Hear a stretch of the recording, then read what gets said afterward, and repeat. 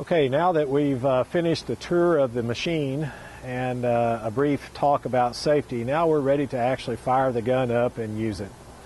It's a pretty simple process. Again, we're pushing two wires up through this gun head assembly where they actually arc out on each other with a jet of shop air blowing that molten deposit forward.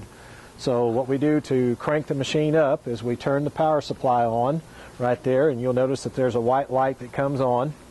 And then we take off the dead man switch here, we untwist it, and it's ready to go, and we press the start button, and that turns everything on. Notice that the cooling fan comes on, and it'll come on sporadically during the course of operation. It's automatically timed. Sometimes it'll come on, sometimes it won't.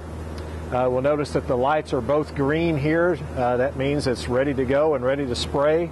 And so now all we have to do is pull the trigger on the machine, and I point it down at the ground in order to do this without too much of a kink in the cables here. And then I'm going to fine-tune the adjustment here on the voltage and the amperage. Again, what I'm aiming for is probably 27 volts and about 200 amps. And it's not going to be exact, but they're going to be bouncing real close to that area. Now keep in mind that that's only about half speed on this particular gun. So you can go on up to 400 amps of spraying and spray at 100% duty cycle like that all day long if you want to. You have to turn the voltage up in a proportionate manner, but not exactly proportionate. In other words, it's not double. Just because you double the amperage does not mean you double the voltage. In fact, it'll only be right around 33 to 34 even at 400 amps. So let's shoot for about 200 amps and about 27 volts here.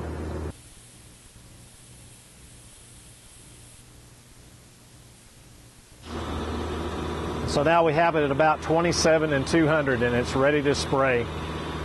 All we have to do now is point this particular thing at a workpiece and pull the trigger, and the molten metal will start to spray forward.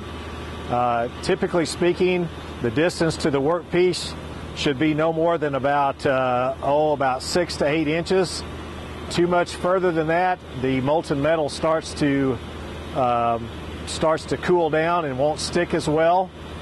Too much closer to that, and they really won't heat up that adequately. But it's 10,000 degrees Fahrenheit from about the moment of contact all the way out to about 6 to 8 inches, and will give you plenty of adhesion power as long as you apply it anywhere in that area.